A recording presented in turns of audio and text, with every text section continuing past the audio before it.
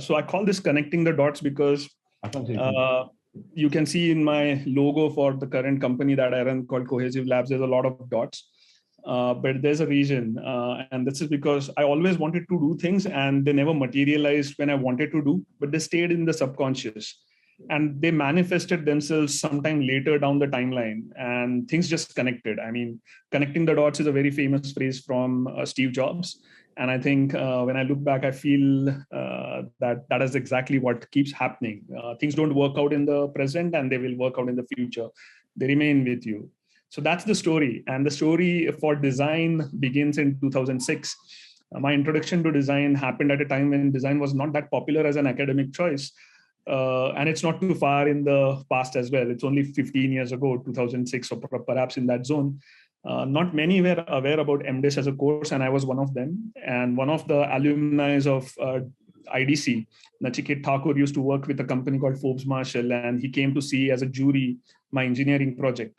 And we had made a jet ski, a functional jet ski using kinetic Honda engines and stuff. And he's like, "What are you going to do?" And I said, "I have a job in marketing with Sandvik, and I'm going to do an MBA in marketing." And he's like, "Hey, why don't you do design? Why are you chasing a job in marketing?" And like, what is design? And then he showed thermocouple models of boilers he was making. And he said, "I'm making boilers look beautiful and function beautifully." And I'm like, this is interesting. And that was how that small conversation, which happened accidentally, opened up this whole area of design for me. But I'm glad that I visited this place and stayed here for 2 years, the most beautiful years of my life.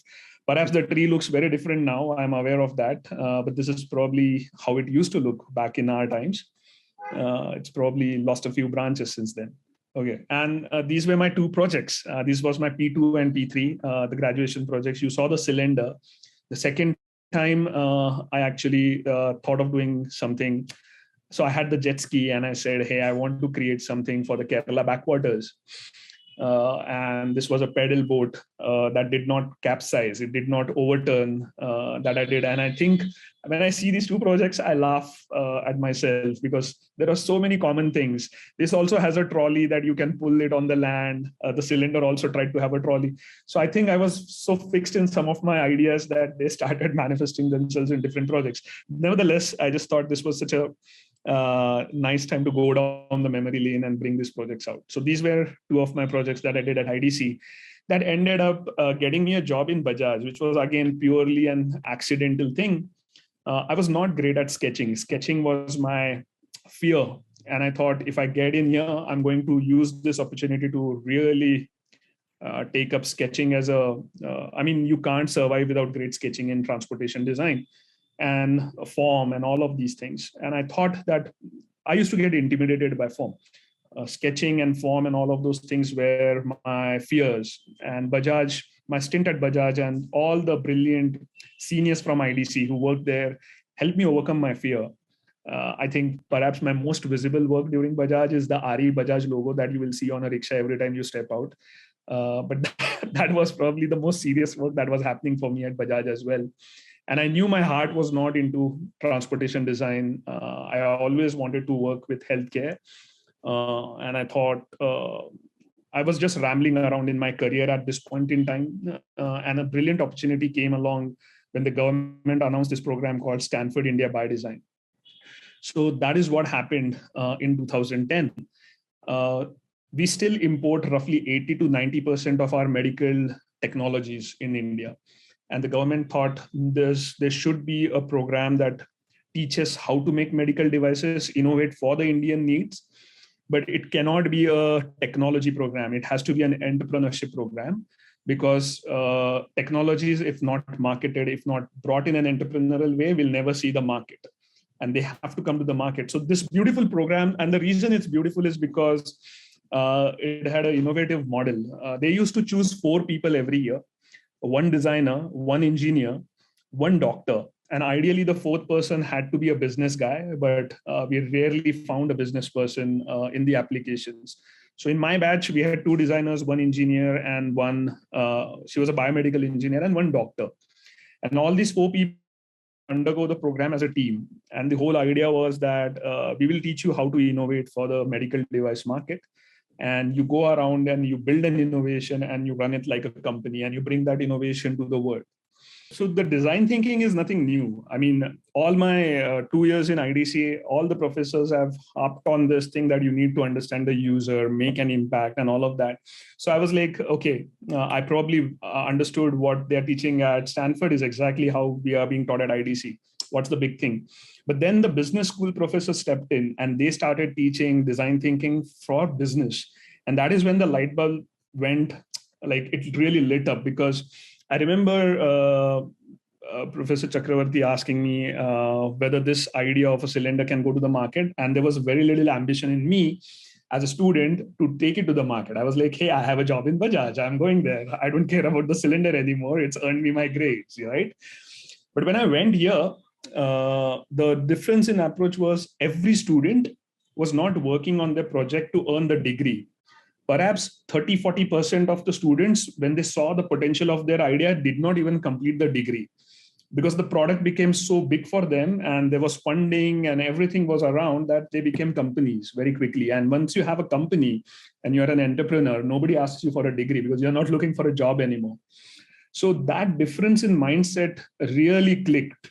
And that is the big difference. If you ask me that, what I learned at IDC and Stanford, the design aspect, exactly the same. The business aspect made things different. And probably that's the story that I want to kind of show you through different examples, how it's carried forward in the design journey for me. So this was the product that we made during the fellowship. A lot of babies go deaf, undetected at birth. We don't have a universal screening program in India. And me and my team, we came up with this idea that we would do deafness screening of newborn babies at birth. This idea is now a company. I left at a very early stage when the fellowship got over, at a very concept stage or at idea stage even. And whole credit goes to a fellow designer, Nitin Sisodia, who's kind of made this product, brought it to light, and has been running it like a company now for the last 10 years now, more than 10 years. And it takes a lot of gut and perseverance to create a company in healthcare with a single product and stay afloat. Afloat is the keyword over here, because investors wouldn't, before COVID, healthcare did not see too many investments. Now suddenly there's a flurry of investments coming into it, but it was tough to find an investor back in the day. So it usually ran on government grants and foundation supports and stuff like that. So it takes a lot of gut to do that. So this is now Soham. You should check what Nitin is doing. He's doing some amazing stuff in the healthcare space himself. I quit for the simple reason that entrepreneurship is cool, but I don't want to get into the operations. I want to stay as an entrepreneur, but within the design space. So I came back home and started a consulting lab called Coham Labs. And we said, we are going to do great design for companies which are struggling to make medical devices in India, because everybody is technology is sorted in India and people don't know how to apply design, and we will help them do that. And this is one of the products that we did back then. This is a matchbox-sized dongle that would connect to a smartphone and capture ECG. Big thing back in 2011, pretty pedestrian now. And this came in a small metal, like we were trying to match the Apple aesthetics in terms of fit and finish. So it looked like a cool thing. You would carry it around and doctors would love to flaunt this because this was so tiny. So one thing that I learned is don't be shy. You can be fooled to be wrong and ask stupid questions. People will only say fool, call you fool once and move on. And what happened was during this time in Delhi and while I was doing Coham Labs, I had stumbled upon at a conference, I had met a Norwegian company's representatives. And I had told them I have a design company. And if you want to do anything in India, I'm there. And funnily enough, they remembered me for something. And they ended up calling me saying, hey, we have a small task. Would you like to work with us? And they asked me to join them for a conference in Bangladesh. And they presented this blood pressure monitor to me and said, we are designing blood pressure monitors for the rural healthcare workers, and they need to be robust, and they need to take away the numbers out of it, of the context. And can you work on a beautiful UI that is either it's a yes or a no kind of a thing? And we ended up designing this in a very small way. And sometimes you just click with people whom you work. And this Norwegian company is called Ladel Medical. Beautiful story.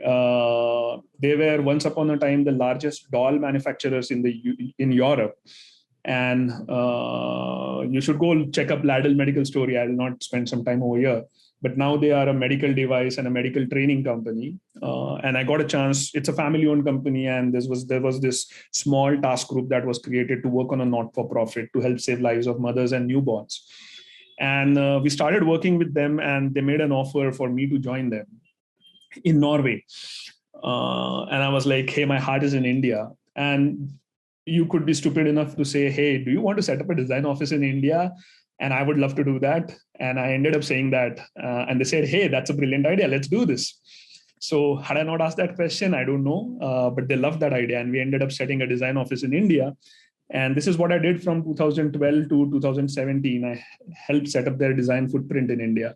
And here you will see that this is one of the simulators wherein a lot of mothers, after giving birth to a baby, will bleed to death. And this team had already created this beautiful, beautiful product that you can wear as a human, and this baby would be born. And there are blood tanks inside, and you can trigger blood loss. And the nurses, it's happening in such a realistic, dramatic way that it's as good as a real thing. And you could create extremely high-end scenarios with this particular tool. And nurses would have to respond, and you would see them making mistakes, and you could help them educate. Hey, you could think working in a team very differently now. Like, why don't you distribute your tasks? How are you arranging your workplace? Why is this device, which is an emergency device, not in the room? You could find so many loops in their skills, in the way they were arranged, and things like that. And this is what I started doing with these guys. Funnily enough, I think this is another very funny example. This was an early product that the company was trying to do. You've seen Three Idiots? If you've seen Three Idiots and you've seen everything that happens around the birth scene, everything of that happens in the real world. And I think this company has a solution for every of those scenarios. And lights going off in rural healthcare clinics was a concern that we were trying to find a solution for. And we ended up creating this lamp. And I like this lamp because we asked, should we be a company creating new lamps? And we said, no, there are so many lamps. Just let's go and find the best lamp. And we found this South African company which was making these rechargeable lamps. And we gave them out to healthcare workers, and healthcare workers would not charge them. Impact or innovation is when it gets implemented. Otherwise, it's just an idea. It's a design concept, but if it's not implemented, if people don't use it, it's not an innovation in the dictionary meaning of it now. And so people bought these lamps, but they were not charging it. So we had failed in a big way, because when the lights go out and it's not charged, it's just a plastic piece in their healthcare story. And you then start looking at human behavior. And that is where my whole affection for designing for human behavior starts, wherein we saw that their cell phones were never uncharged. They were always charged. So how are they doing their cell phone charges? Because it's a precious commodity. Without the cell phone, they feel handicapped. And so we did a quick turnaround. So you see, this is an old story when Nokia phones were still being used.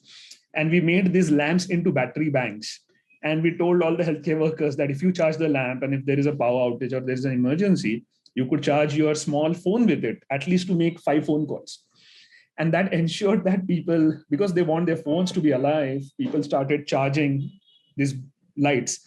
And there's a chance that this light is available when there's a power outage now. So you have to look at human behavior from their angle to kind of design this. The second project that I'm extremely proud of is something called Kangaroo Mother Care. Small babies are born prematurely, small weight. They are extremely premature in their thermal regulation. And you will see that these babies are kept in glass boxes called incubators. And incubators are high-end technologies that don't survive in low resource constrained areas. But sometime 30, 40 years ago, influenced by the kangaroo, where the baby grows inside the pouch, a Colombian doctor experimented keeping the baby in skin to skin touch with the mother.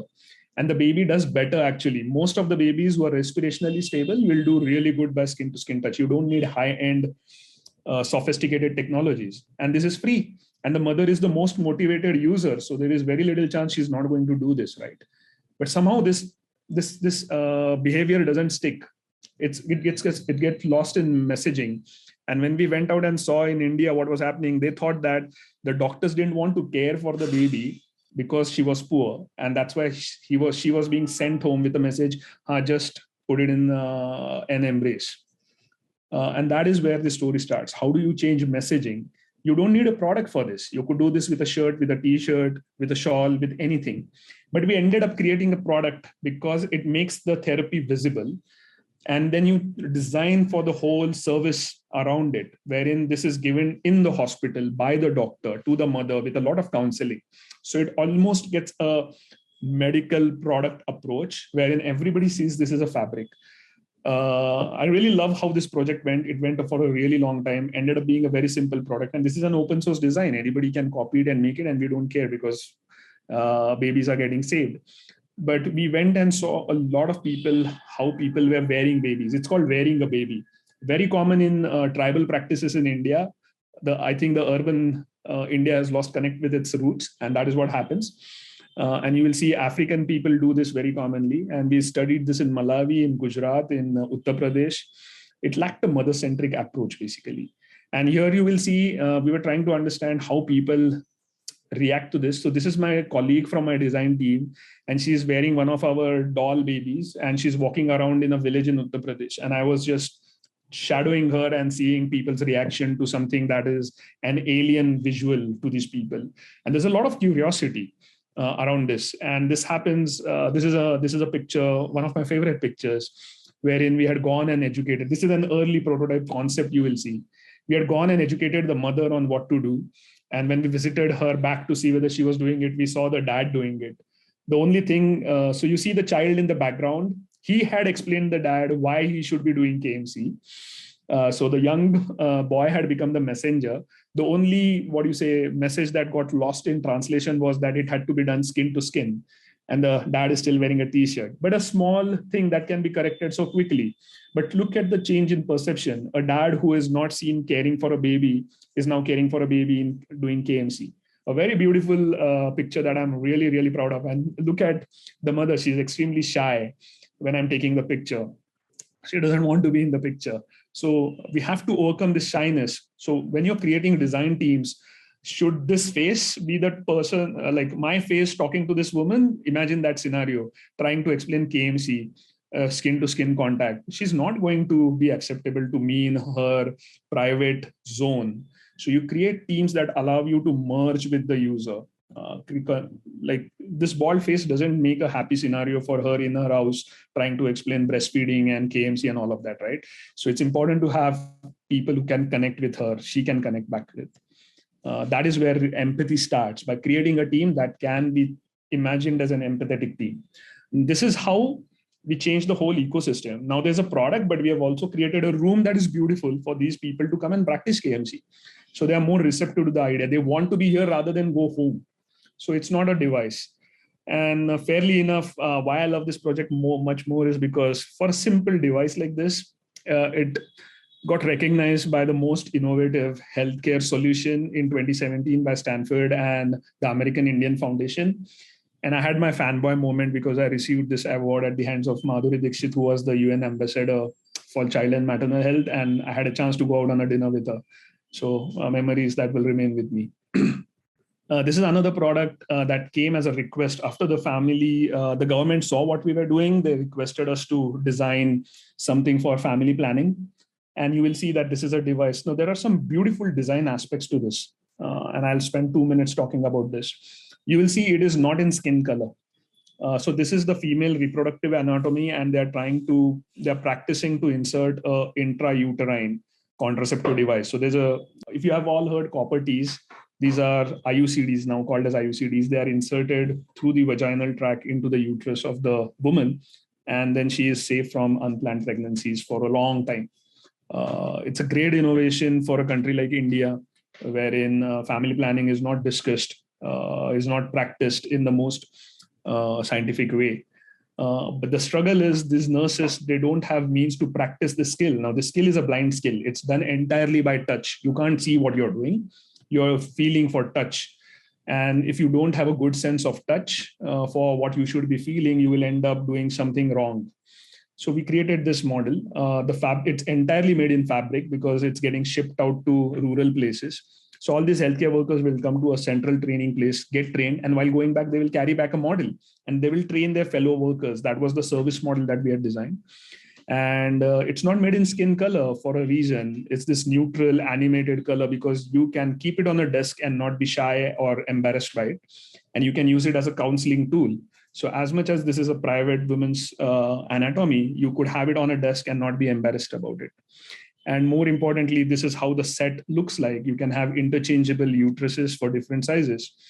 And the big innovation in service model is that when they carry back this training device after the training program home, they also get all the tools that they can use on a real patient.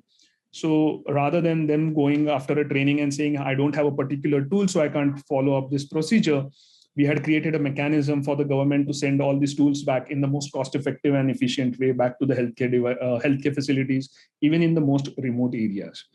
And I think we got some few cool design awards for this as well. Again, you could practice it as a tabletop model, or you could wear it and now there's a real person behind the model. So you can do a lot of communication training as well. And communication is missing. Respectful care for women is missing in a lot of rural areas. So this kind of solves a lot of these problems. So the product is a product by itself, but when you look at behaviors, how this product can influence behaviors, your product can have much bigger impact. So what was happening around this time was we commissioned a team of filmmakers to do a film for what work we were doing. And I ended up becoming great friends with these filmmakers. And these guys, when they ended up, so this was towards the last year of my stay with Ladal, 2017-ish. And these guys were making a feature film. And I was kind of thinking about what I want to do next. And I ended up joining them to do some art direction, something that I'd never done before. So the story over here is go with the flow and you will find something else to do in your career as well. And just sitting in the room with filmmakers who came with engineering backgrounds, who came with extremely different backgrounds, we kind of were always looking for, as much as the film was getting made, the camera guy would tell me, hey, this camera grip is something awkward. You're a product designer. Can you design a new grip? And somebody was working on stereoscopy, that is making 2D images into 3D images. And I would say, hey, I know a medical application wherein if I get a 2D image, can you make a 3D image out of it? So there was this cross-pollination of idea in a very organic way. This was happening. And an idea came to my mind about creating my next entity called Cohesive Labs. So Cohesive Labs kind of defines the way it is. If you enjoy hanging out with somebody, you're more likely to discuss ideas. And if ideas cross-pollinate, you will have a product. And so we ended up creating a workplace where people would love to come and hang around. This was an experiment to see whether we can have an organization with 0 employee count. Everybody is a freelancer, but if there is a project wherein you could collaborate, we would create a team and execute a project. So that is what I work with. It's a half successful idea, I would say, very successful for the first 2 years. But when COVID came and we couldn't sit together, this idea does not work from that point onwards. So fails from that point. So this is a plethora of projects that we did with Cohesive Labs, largely medical device because my network happens to be there. But we were open to new ideas as well. And we were doing fun stuff like juices and things like that. But predominantly, we do a lot of design research, and we hope that our clients will convert that research into design that we are able to execute. And hopefully, they will engage with us in the service design part of it when we do the implementation part with them as well. So that's the 3 buckets under which we work. And again, you will see that innovation is impacted by implementation. And that's the reason we always kind of encourage them to say, hey, engage us for the implementation phase as well. That is where we will bring maximum value. This is a project that we did for the Gates Foundation.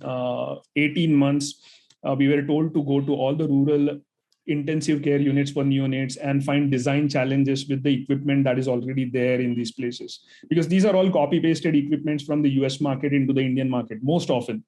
And people behave very differently around these devices. So we created a lot of knowledge around what brands have been bought in what places and how do people behave and what breaks down because of what reason and what does not get used and things like that. Often you will see that the insights are not coming from the device, but the insights are coming from the systems that we have in healthcare facilities around the country. And people are saying we want reforms in the systems and not in the devices. So a lot of learning there. We often do large, heavy engineering projects. So this is a metal 3D printer that we have designed for a company in Belgaum. And they will use this printer to do metal parts for automotive industry. But our interest for this, into this became because they could do metal parts for implants for orthopedic surgeries. So if I can get an MRI of a broken bone, I can construct a 3D model of the MRI out of the MRI knowledge and create a custom fit 3D printed implant for that particular patient out of this machine. It's almost magical that a metal part can come out of powder.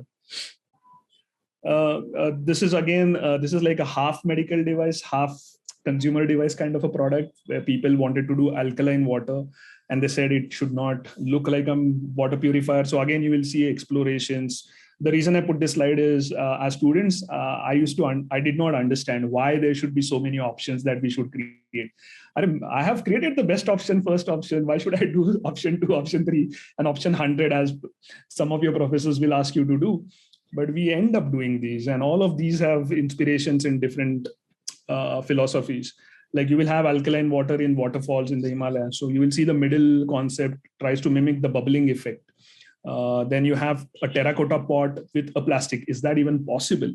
In the first concept, you will see that the storage pot is terracotta because we wanted to create a positive ionic charge on the water molecules. And if you put it in a plastic, the water will lose its charge. So can we use inert materials like terracotta and merge them with a plastic casing? That was an exploration in that direction. So I think options and ideas, you have to do many of them until you settle down on one. But these are just water purifiers. Then we often kind of want to do a little bit of technology. So this is not for a product design. We ended up doing the branding and packaging as well, but can we do technology as a design for storing juices for more than 6 months without refrigeration? And when somebody came up, we said, hey, if this is something like this, how should it look and present itself? You saw this device that we did, the middle device that we did as a small dongle. Well, technology matures so quickly. Now, all of that, the initial device was this big case. See how big it is in the hand. It became the size of a matchbox. And now it has become so miniaturized that I can actually put this on as an adhesive on the patient. And it can continuously monitor for 28 days. And I will have a lot of cardiogram data that would not be possible to get from 5 minutes in a doctor's clinic. So this is what the same company we have worked with for a long time. And this is the last generation is now a wearable. How does this happen? I wanted to give you a quick glimpse. A lot can happen on paper, but a lot can happen on body. And as much as you will do a sketching, we will do sketching on the body to understand where the lead should be, what should be the dimensions.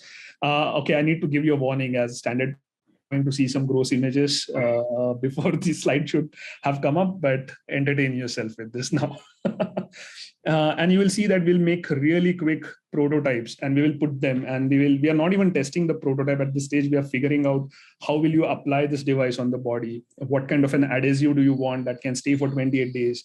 Will it create a lot of irritation? Is it easy to apply by myself or do I need a trained nurse to do that? We are trying to understand a lot of this. And things start getting mature. So we will start printing out PCBs and we will see how much form is a good form.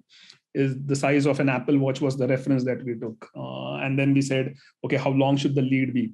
Now, this is going to be a very flexible device, but we don't have the luxury of creating flexible prototypes because there's a certain batch that is required. There's a certain quantities that need to be made out and your product is not yet proven.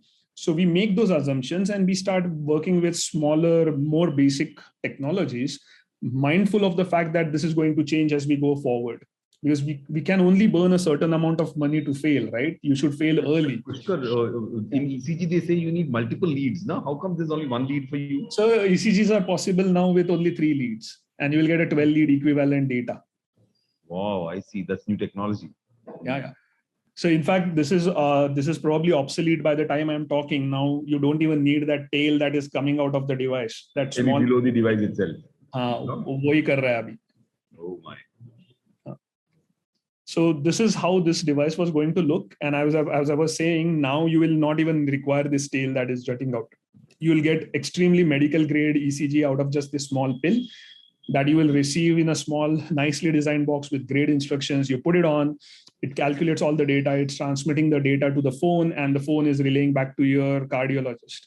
So you're not even meeting the cardiologist, and the next generation will probably detect a bad waveform by itself through AI. So it will have a warning signal saying you skipped a beat, you have arrhythmia. I wanted to use non-medical terms. So you skipped a beat is what is called arrhythmia and things like that. The AI itself is doing those diagnoses based on the waveform generated.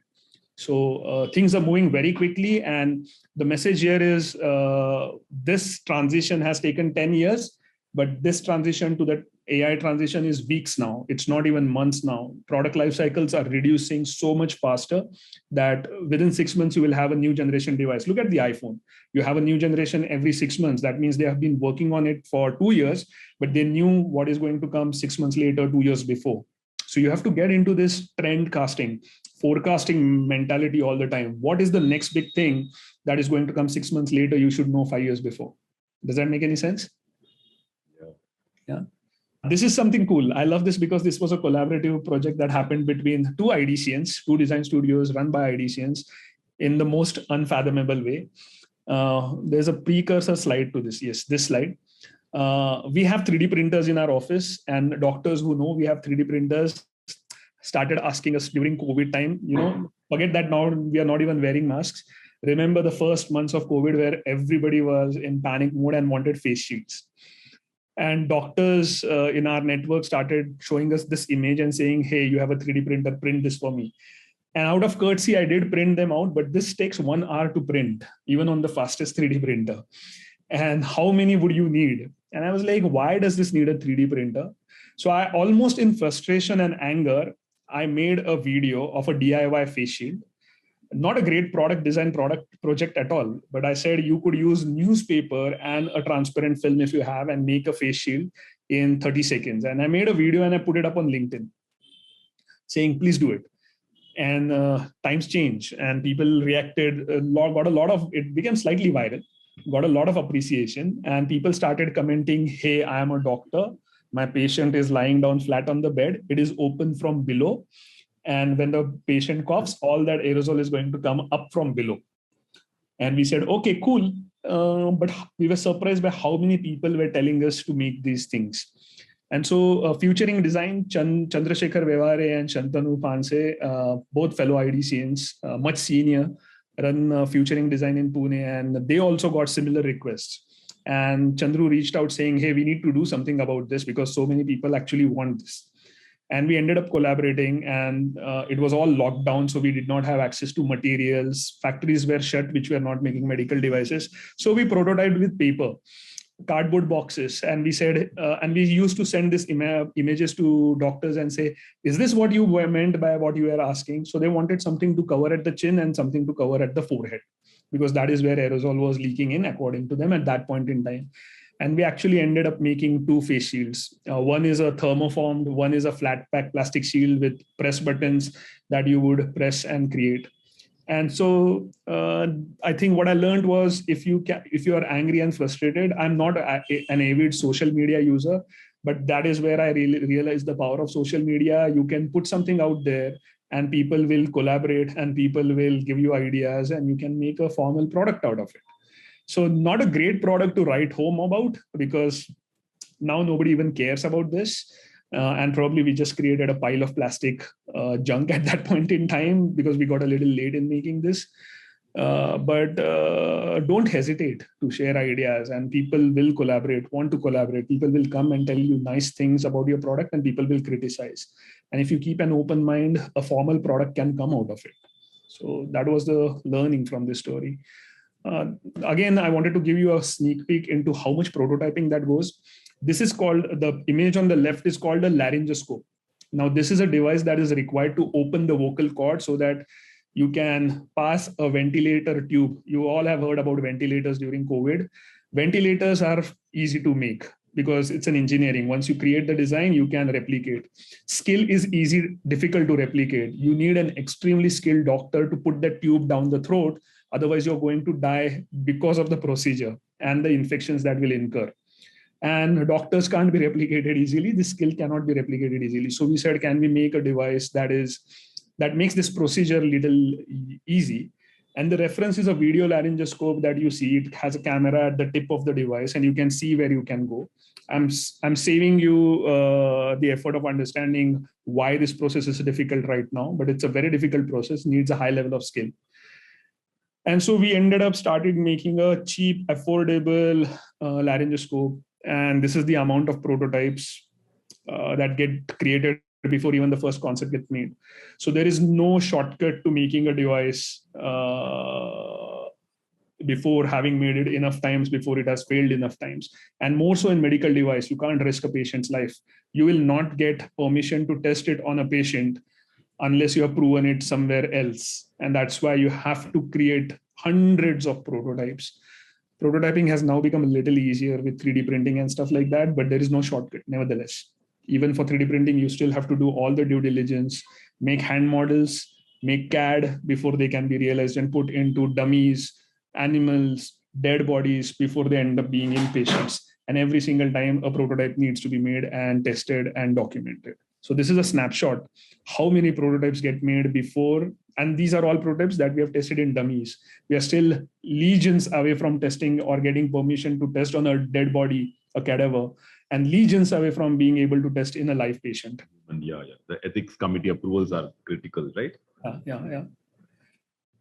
And this is how our final concept is eventually going to look. So I just said, this is the vision, but the journey is much longer. It can take about 2 years before you will make this and be allowed to put it in a patient. And 2 years beyond that, when you will be able to sell it in the market.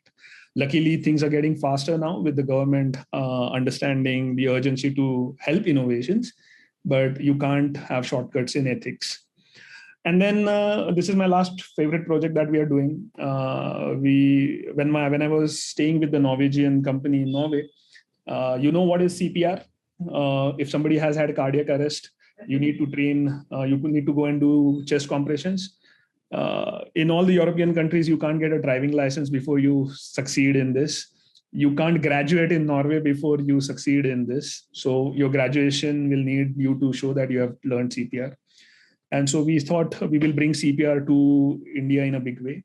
So we partnered with the Pune Municipal Corporation, and we are going to train a lot of people in CPR through great service design methodologies. So a lot of these mannequins have been bought, and we are putting the service design footprint for how school children, how nurses, how police people, how normal citizens are going to get trained in CPR. And this will happen periodically through the year.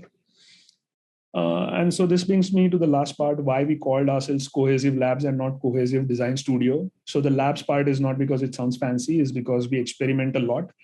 And the whole idea is that we want to create our own products, our own IP, our own solutions, and create companies out of them. Value generation can be extremely beneficial when you can create a company rather than being a service industry like a design consultancy. And so we keep experimenting, and our interests are very diverse. They are not necessarily healthcare. We collaborate a lot in this. So our interests can range from Alcobave to EV and everything in between. So we have thought about creating alcohol brands, and we have thought about doing EVs. And I think the thing that has the one success story that has spun out is something called Petsaurus. I had a dog which was having cancer, 14, 15 years old. And by the simple virtue that I was doing a lot in healthcare. I tried to understand what causes cancer in dogs. The no-navel was something that is in the dog food. I'd never thought about this. I'm a vegetarian, so never tried to feed meats to my dog. But when I went and studied what goes in the dog food, is actually a pellet of grain which is coated with fat from animal or meats, and not the best thing your dog should be eating at all. Coincidentally, I had a client, a young guy, 24 years old, who is now my co-founder. And he said, we have huge experience in the meat industry. We supply meats to the Indian Army from Jabalpur to Port Blair. And I said, I have a problem. I need meats, but I need it in a friendly form, wherein I don't want to keep it in my refrigerator. And it has to be unpolluted, undiluted, real raw meat with shelf life that is acceptable.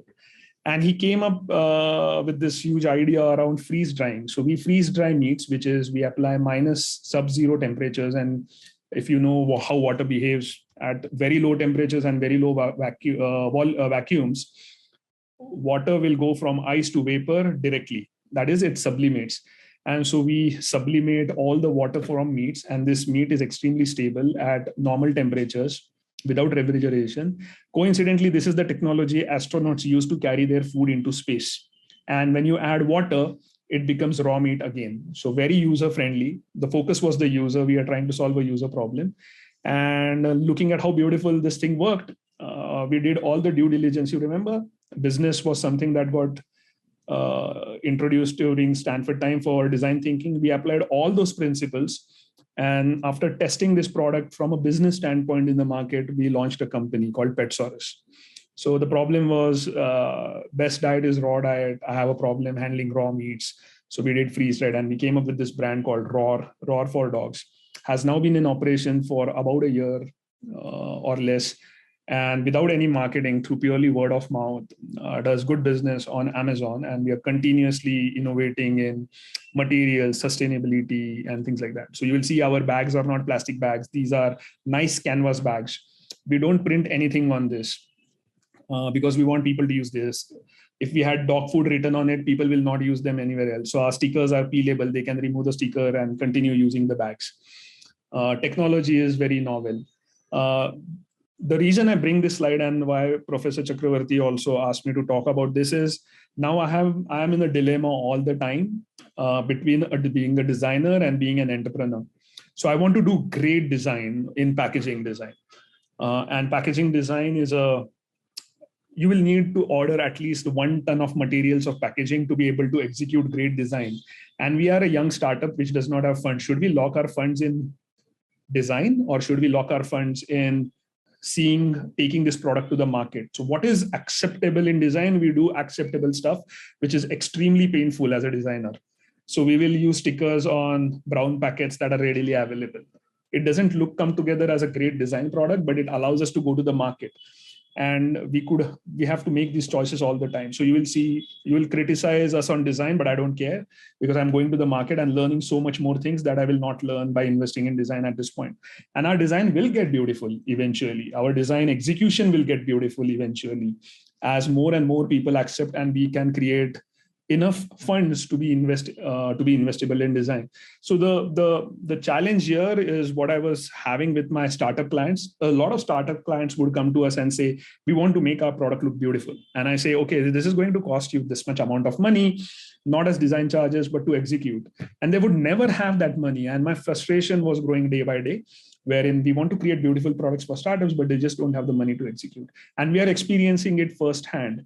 So as designers, we have to come up with strategies that allow startups to execute acceptable design, learn from the market, and as they grow, they will come back and execute better designs with you.